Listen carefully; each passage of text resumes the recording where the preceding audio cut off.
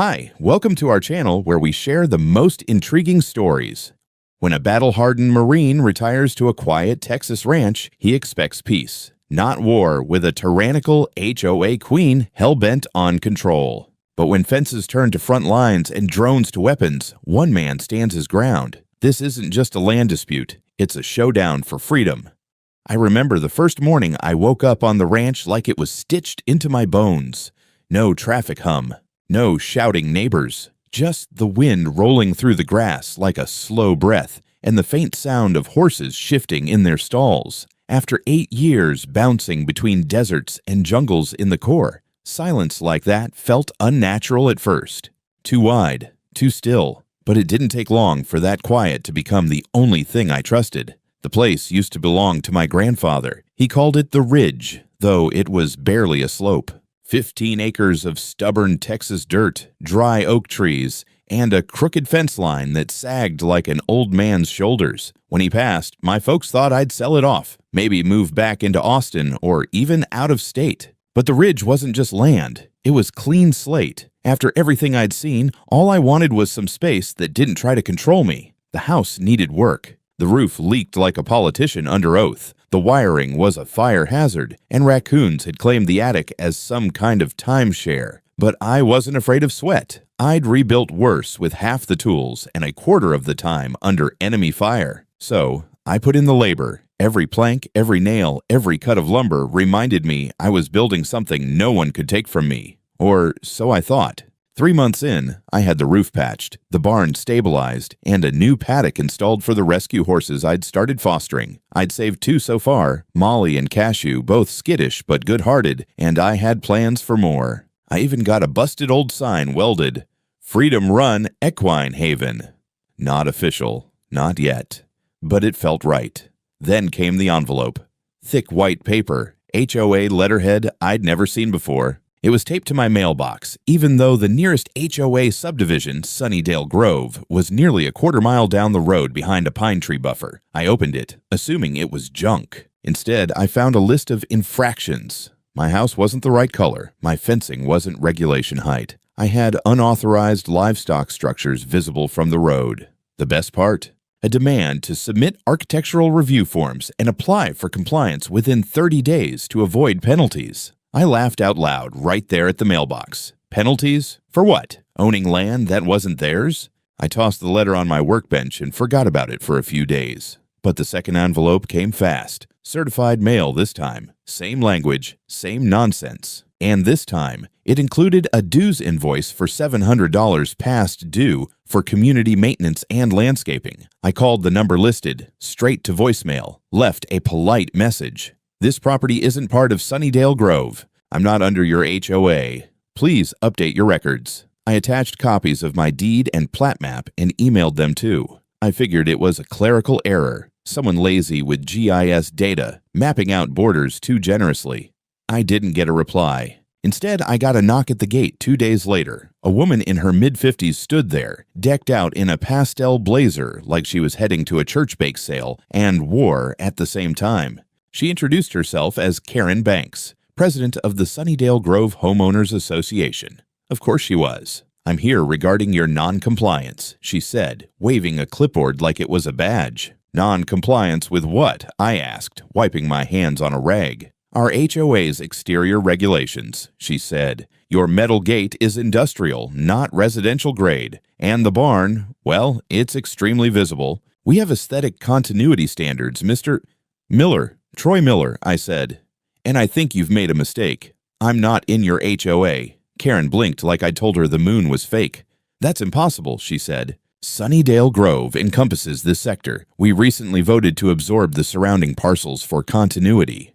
Absorb, I frowned. Lady, this isn't a Pokemon game. You can't just absorb 15 acres of private property because you don't like the look of a barn. Karen smiled like a python. We have legal precedent. You have Jack, I said, turning back toward the barn. You're trespassing. Kindly leave. She didn't move. Mr. Miller, if you refuse to cooperate, the board will take further action. Great. Take it. And when you do, send it to my lawyer, I said. He likes bedtime stories.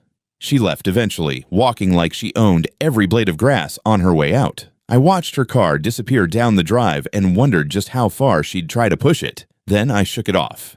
People like that always think they have power until they run into someone who doesn't flinch. Still, that night, I double-checked the deed. My grandfather bought the land in 1954. No HOA ever touched it. The nearest binding community agreement ended over 400 feet short of my northern fence line. I should have felt better. Instead, I started installing cameras. The next week started with rain and ended with irritation. My driveway turned into a riverbed. My truck got stuck twice, and I found a flyer nailed to my fence post like it was the Wild West. Community meeting, property violations and compliance issues, attendance requested. At the bottom was Karen Banks' signature in neat cursive and a phone number I was already sick of seeing. She'd actually scheduled a public meeting to talk about me. Or maybe about the blight on our shared environment, as she probably phrased it. At first, I figured it wasn't worth reacting to. HOA types feed on attention. You ignore them long enough, and they find someone else's mailbox to measure. But this wasn't a woman who got bored easily. 2 days later, a man in an orange vest showed up while I was patching a gutter. Said he was doing perimeter checks for community code enforcement. When I asked which community, he said Sunnydale Grove HOA. I told him the same thing I'd told Karen, that I wasn't part of it, and he was trespassing. He started taking pictures of my fence anyway, so I took a picture of him right back. He didn't like that much. The next morning, I woke up to the sound of a drone buzzing overhead. Not a county one. Sleek, gray civilian hovering like a mechanical hornet right over my corral. I stood there in my bathrobe with a coffee mug watching it tilt and bob. It was filming. I threw a handful of gravel at it and missed by about a yard, but it zipped off toward Sunnydale Grove like a guilty dog. That same afternoon, another letter showed up, this one thicker, printed on heavier stock. Final notice before fines. Karen had gone full bureaucrat. The paper smelled like smug perfume and ink. Failure to comply will result in administrative penalties, daily fines, and legal escalation, it read. She'd even itemized the supposed violations: unauthorized signage, non-standard fencing, and unaesthetic property maintenance. That last one almost made me laugh. My grass was Texas tough, not manicured, but I liked it that way. I took the stack of papers to the county assessor's office just to make sure I wasn't losing my mind. The clerk, an older woman with bifocals and a dry sense of humor, flipped through them, whistled, and said, "Sweetheart, this here's a whole lot of nothing. Your parcel's independent. HOA's got no jurisdiction beyond their platted boundary. This lady's just playing sheriff without a badge." That should have been the end of it. But the next day, I caught one of my neighbors, Jim Harper, a guy who'd moved into Sunnydale Grove last summer, standing by the fence, snapping photos of my barn. When I asked what the hell he was doing, he said, "Karen told us to document anything out of code." Out of code? For land that didn't belong to their little kingdom? I almost felt sorry for him. Almost. Then came the kicker. Someone had gone around the neighborhood, passing out flyers claiming my ranch was under investigation for illegal livestock housing and health code violations. My phone number was listed at the bottom with a polite invitation to express concerns. I spent the entire evening deleting voicemails from strangers calling me everything from animal hoarder to eco-terrorist. I didn't even know eco-terrorism could involve horses. That night, I called my father. He answered on the third ring, voice gruff from another long day of county politics. "Everything all right, son?" "Depends on your definition," I said. "HOA's decided they own my land." He chuckled. "They don't." "I know, but they're acting like they do. Letters, drones, contractors, whole circus. You want me to call zoning?" "No, I'll handle it." He paused. "Don't let it get under your skin. Folks like that, they push until they hit something solid. Be the wall." I plan to. What I didn't tell him was that I'd already started building one, not a metaphorical one, a real wall. 12-foot steel fencing along the eastern property line facing Sunnydale Grove. Expensive as hell, but I figured it'd send a message clearer than any letter ever could. 2 days into the install, Karen came storming up the drive again, heels clicking on the gravel like gunshots. "Mr. Miller," she yelled before she even reached me. "You cannot erect that fence without community approval." "Not your community," I said, leaning on a post driver. "You're obstructing the view corridor." "Good. I didn't want to see your HOA anyway." "You're violating setback ordinances." "I checked with the county. I'm within my right-of-way." Her nostrils flared like a horse smelling trouble. "You're being unreasonable." I smiled. That's funny. Everyone keeps saying you're the reasonable one. She didn't answer, just turned, muttering something about non-compliant aggression, and stomped back toward her SUV. When she was gone, one of the fence guys, a local named Eddie, said quietly, "Man, you pissed off the wrong lady." "Nah," I said. "She pissed off the wrong Marine." What I didn't know then was that she was far from done. She'd already started calling in reinforcements, neighbors, board members, anyone who'd listen. And soon she was going to call someone who definitely would. It happened on a Tuesday, always the quiet ones. I was halfway through replacing the hinges on the barn door when I heard tires crunching up the gravel. Not unusual. I had deliveries, visitors, the occasional lost hiker, but this was different. 2 county cruisers rolled up in sync like they practiced it. Red and blue lights flashed in broad daylight, unnecessary and dramatic. My gut tightened. I stepped out slowly, wiping my hands on a rag. Both officers were already out of their cars, hands not quite on their weapons, but close enough to let me know they weren't here for coffee.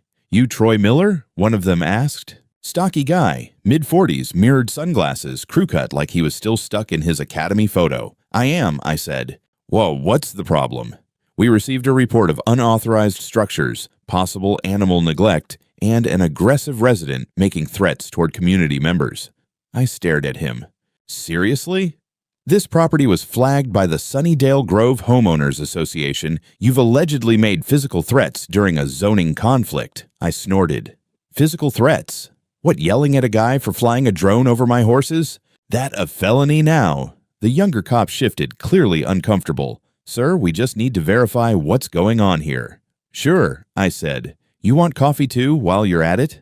"I got a fresh pot inside." "Come on, I'll show you around." They hesitated. That was when the third vehicle pulled up, an unmarked Ford with municipal plates. The door opened and out stepped a tall man in a dark button-down and sunglasses. He moved with quiet authority, the kind people don't question. My pulse slowed the moment I recognized him. Lieutenant Jesse Miller, my older brother. He didn't say a word at first, just looked at me, then at the cops, then back at me. "Someone want to explain why my brother has patrol units on his land like he's cooking meth in the barn?" he asked, deadpan. The stocky cop stiffened. "Lieutenant, we had a report of escalating threats. The HOA submitted an official complaint." Jesse turned his head slightly. "Did that complaint come with a warrant, or probable cause, or even a property record showing he's under their jurisdiction?" Silence. He took off his sunglasses. "I thought not." "Sir," the younger one started, "we were just following up." "Following up is knocking on a door," Jesse cut in. 2 cruisers with lights and hands near holsters? That's not follow-up. That's a response to a felony in progress. You escalated this without verification." The older cop opened his mouth, closed it again. Jesse turned to me. "You okay?" "Fine," I said. "Karen's going full HOA Taliban again." This time she told them I threatened her. Jesse sighed like a man who'd just been handed a shovel and a septic tank. "You record anything?" I nodded. "Drone footage. Body cam from one of the guys she sent. Security cameras. All time-stamped. Good. I'll file a counter-report for harassment and false accusation." He looked back at the 2 officers. "You can leave now." They nodded stiffly and returned to their vehicles, driving off a hell of a lot slower than they arrived. When they were gone, Jesse stayed quiet for a moment. Then he walked over and leaned against the fence. "She really called in a threat report?" "Yep. Claimed I threatened her with a crowbar." He looked around. "You holding a crowbar?" "Not today." "Damn shame," he said, deadpan. We both laughed. Then he got serious. "Dad, no."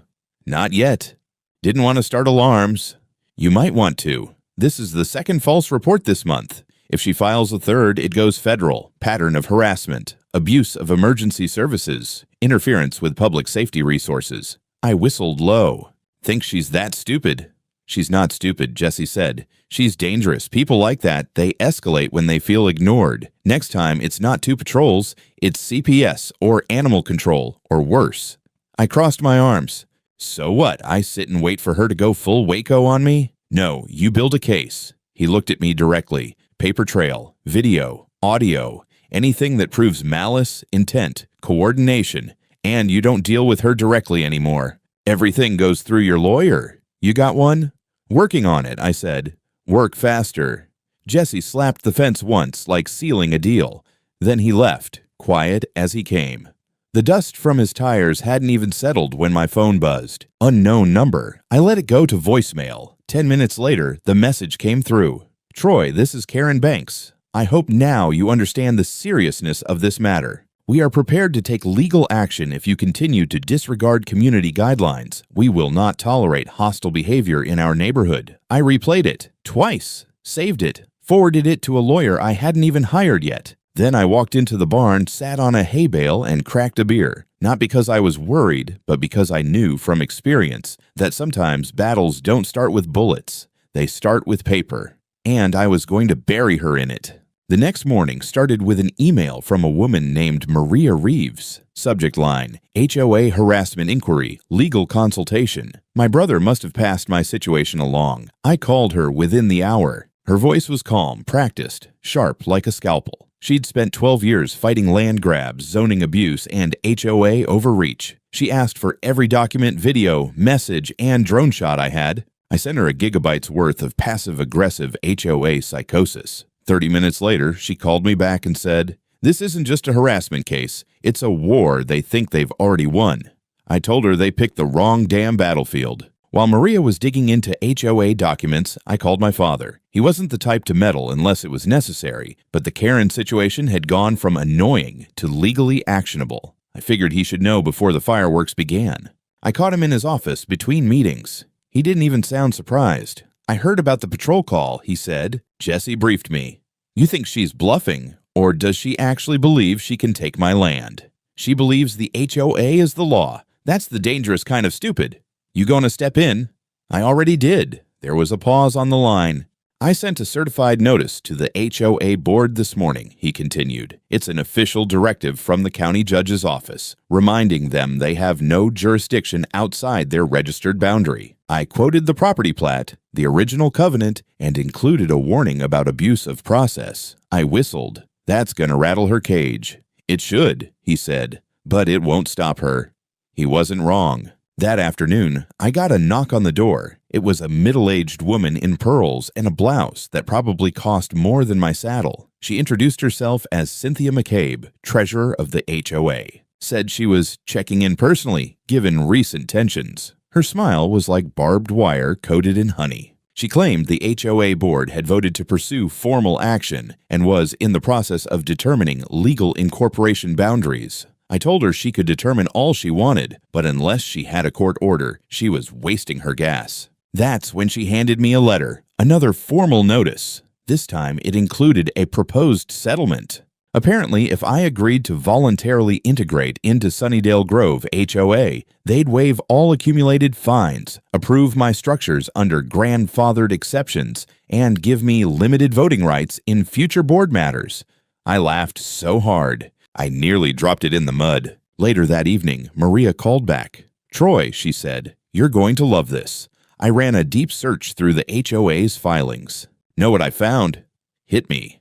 4 months ago, they quietly amended their community charter to extend their jurisdiction by including adjacent parcels conducive to neighborhood continuity, which sounds fancy until you realize they don't have the authority to redefine municipal zoning lines. They just made up their own borders." Exactly. But here's the best part. Those new maps? They were filed by Karen Banks herself, digitally signed, and submitted with zero county approval. I felt a slow, dark satisfaction spread in my chest. That sounds borderline criminal. "It's not just borderline," she said. "It is criminal. Filing fraudulent zoning documents is a felony under Texas state law, especially if she used them to issue fines or penalties." Maria filed an official complaint with the county zoning office that night. She attached everything: drones, letters, Karen's voice messages. Hell, even the view corridor nonsense made it in. Within 24 hours, the County Zoning Commission issued a cease and desist to the HOA regarding any further action against my property. But the cherry on top, 2 neighbors from Sunnydale Grove reached out to me anonymously. One of them was a guy named Ravi, who I'd seen a few times walking his dog near the tree line. He said Karen had pressured him to sign a complaint about livestock odors coming from my barn. When he refused, she threatened to fine him for violating lawn maintenance standards. "I've had enough of her," he said.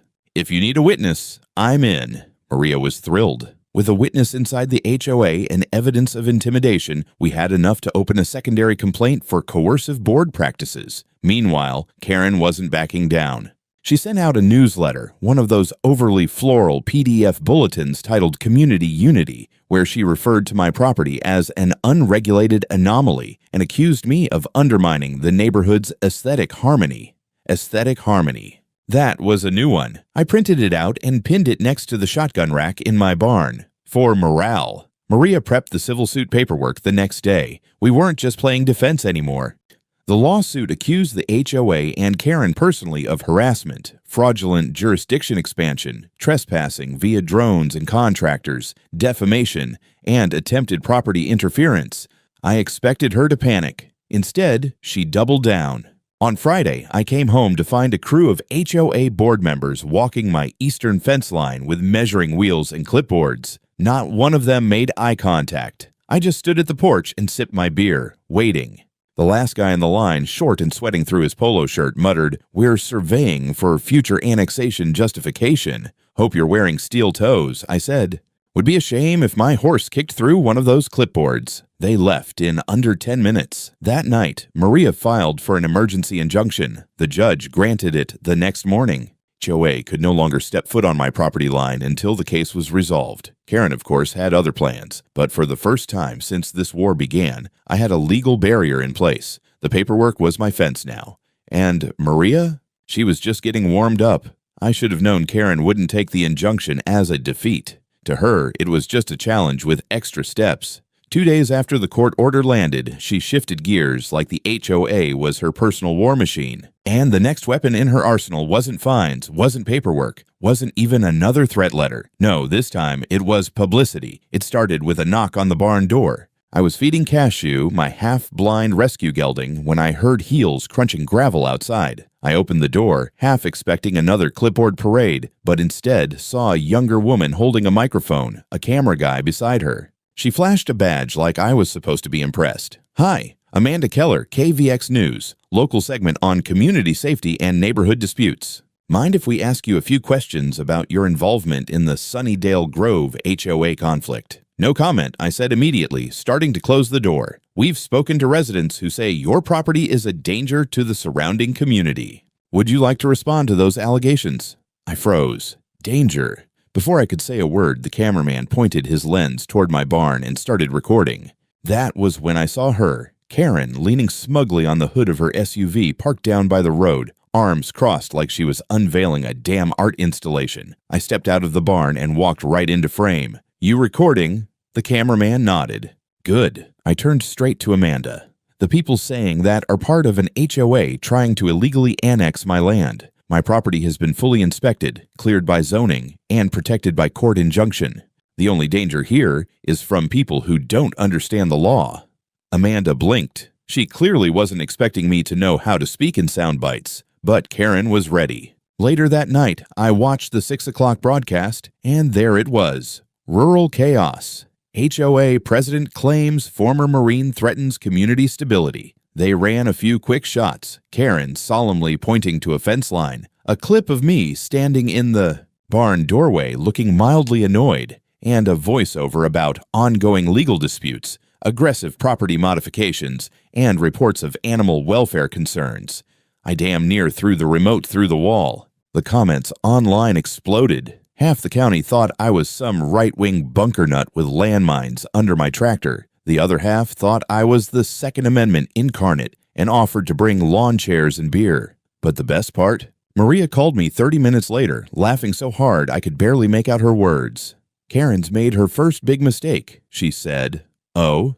"She escalated to media while under active litigation. That's defamation, on camera, broadcast.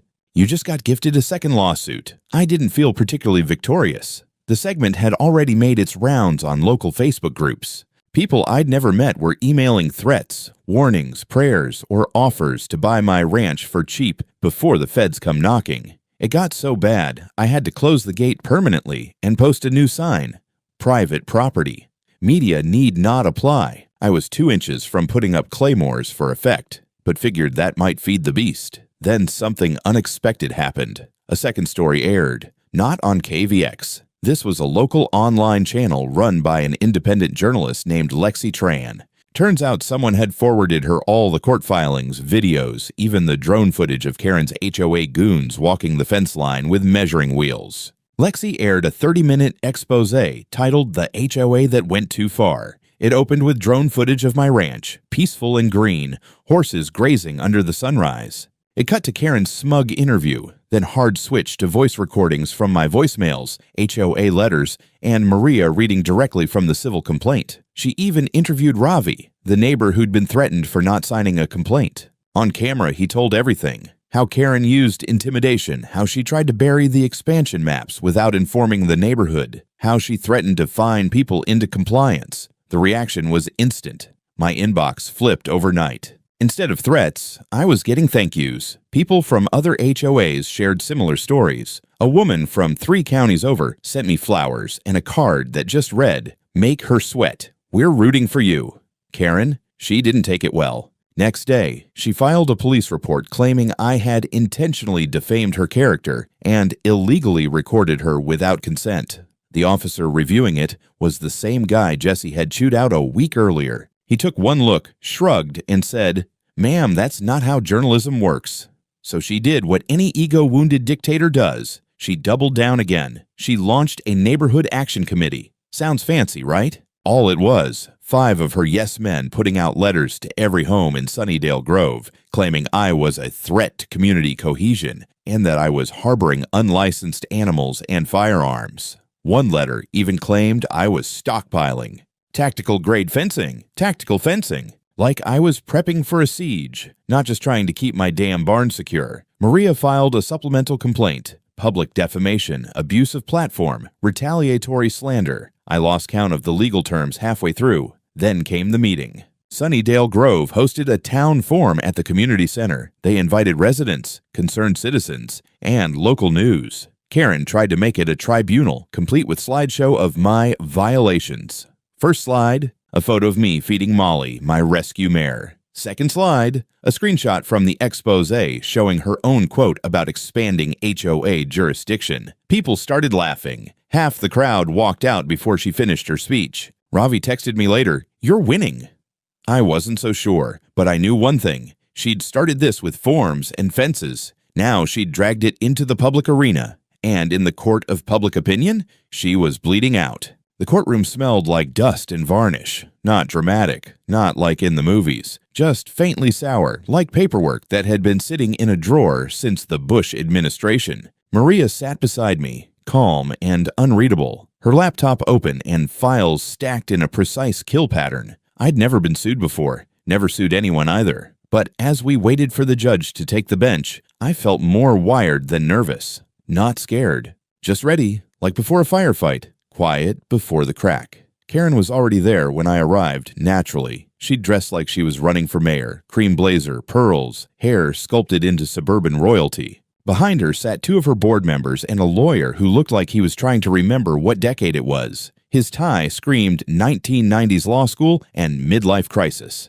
The bailiff called the case, Miller v. Sunnydale Grove, HOA. Civil suit. Allegations included defamation, property interference, fraud, harassment, and abuse of authority. Maria called it a kitchen sink strategy. Everything they'd thrown at me now turned back on them. The judge, a no-nonsense woman named Camilla Drayton, came in with a gavel that didn't need swinging. Her eyes skimmed the room and locked on Karen immediately. I couldn't help but grin. Maria started us off.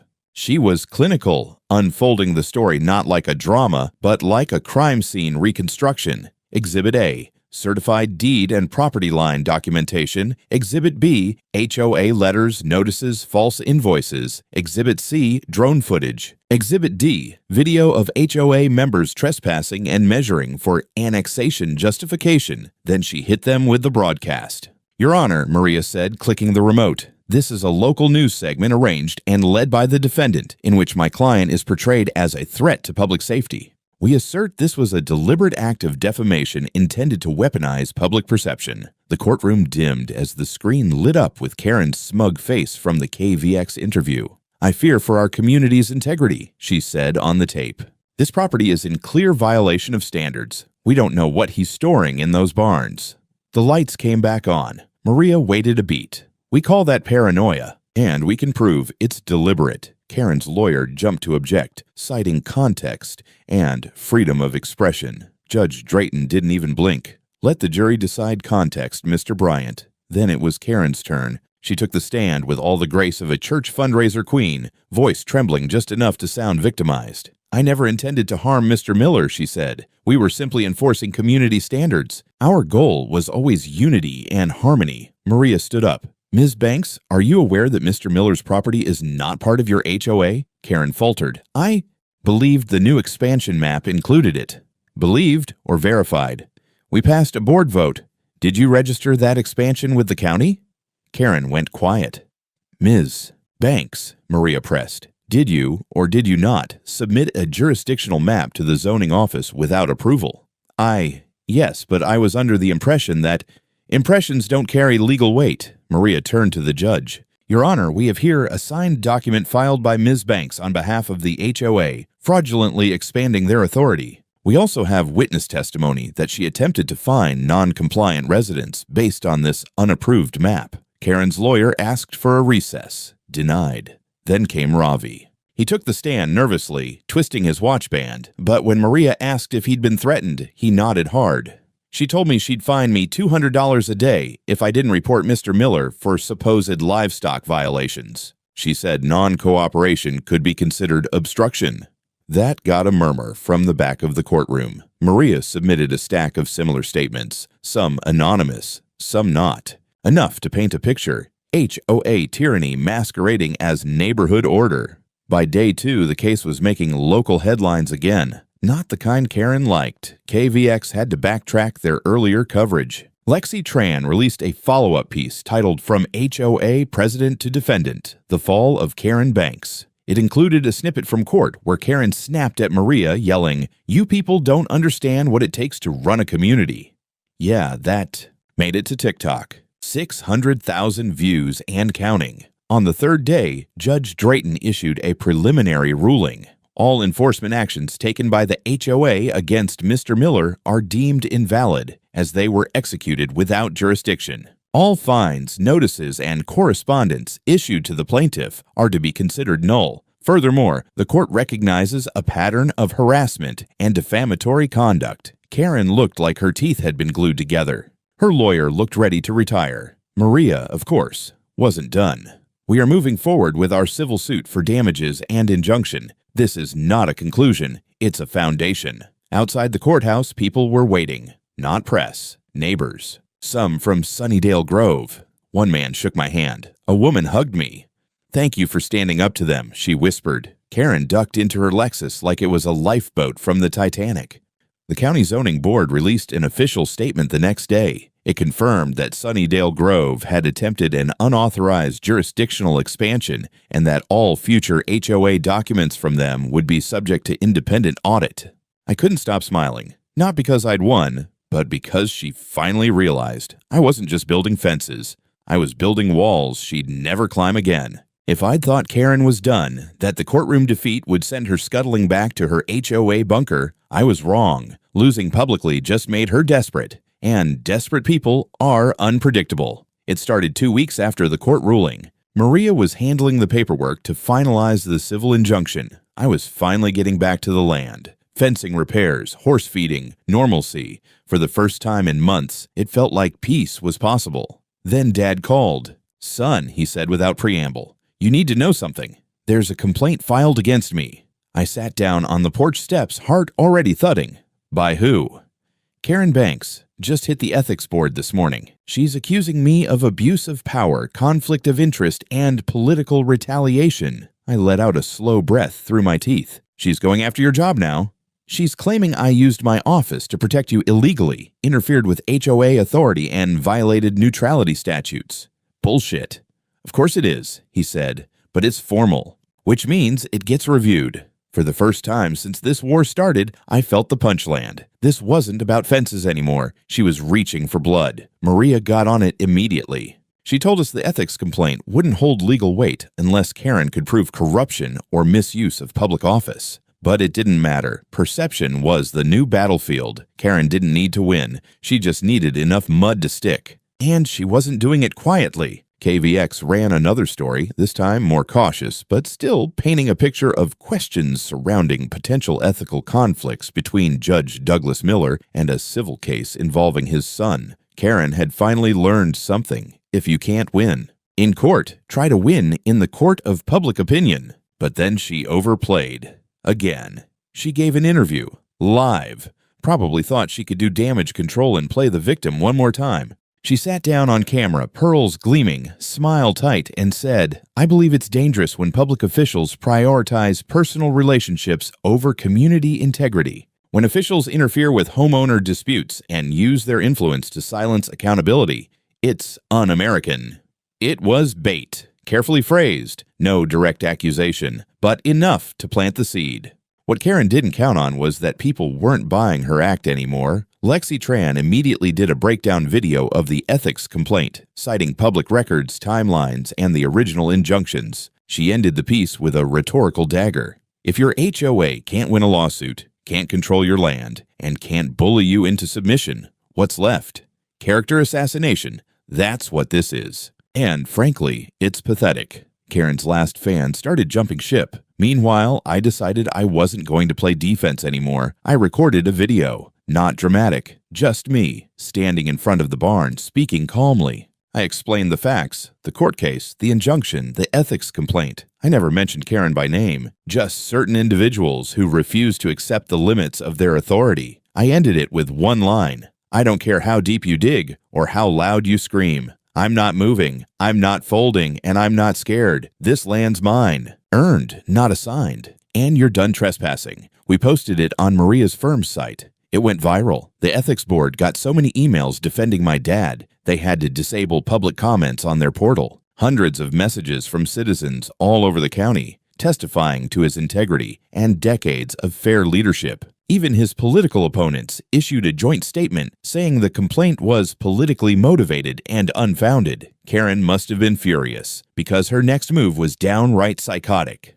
She tried to arrange a press conference outside the county courthouse, ranting about invisible corruption, suburban decay, and deep-rooted collusion between local officials and radical property owners. She invited local reporters. None showed up, well, except Lexi Tran. She showed up, mic in hand, and asked one question. "Ms. Banks, how do you reconcile your concerns about corruption with the fact that your own HOA filed fraudulent zoning maps under your name?" Karen froze on camera. That clip, 6 seconds long, got clipped, memed, and shared with the caption, "When your HOA queen forgets she's under oath." The complaint was dismissed within 48 hours. Dad called me, voice gruff but relieved. "She threw everything she had," he said.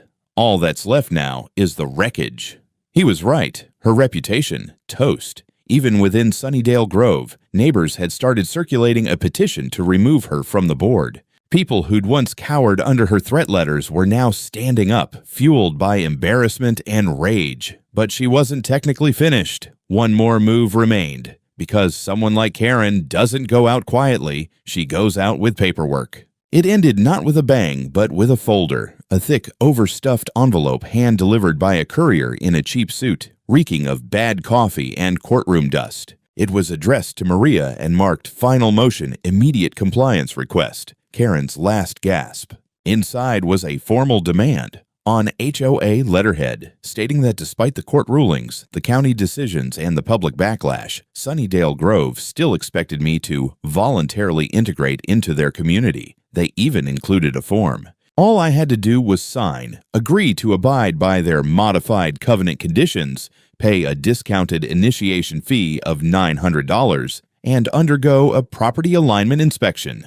I didn't even bother getting angry. I just laughed. A deep, weary, satisfied laugh that echoed across the barn rafters like the last note of a song you were finally done playing. Maria framed the letter. It's hanging in her office now under a gold plaque that says, "The Hill They Died On." After the ethics complaint was dismissed and Karen's interview flopped, the HOA's internal revolt accelerated. Within a week, 3 board members resigned. 2 of them sent me anonymous emails, something about seeing the light and not wanting to be dragged down with her.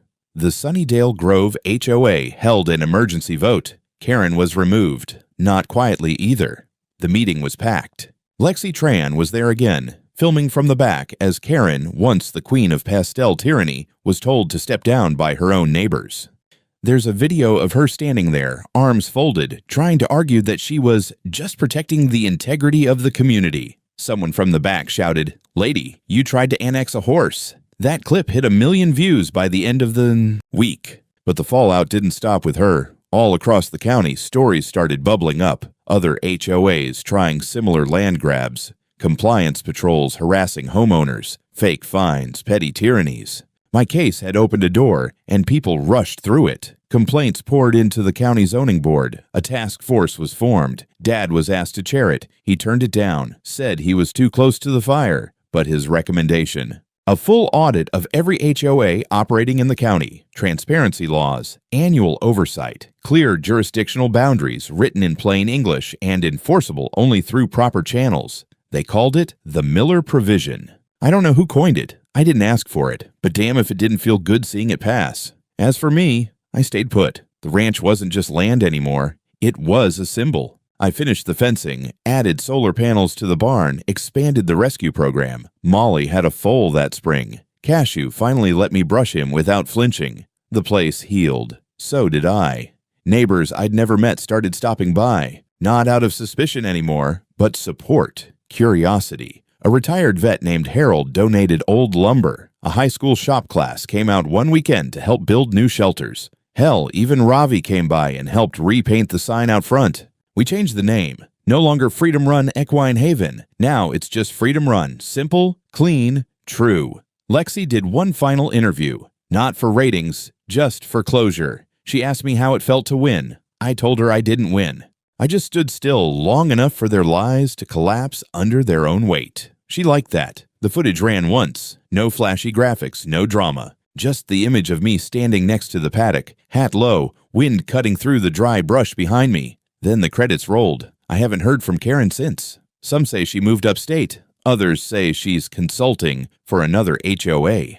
God help them, but out here, the land's quiet again, just like it should be.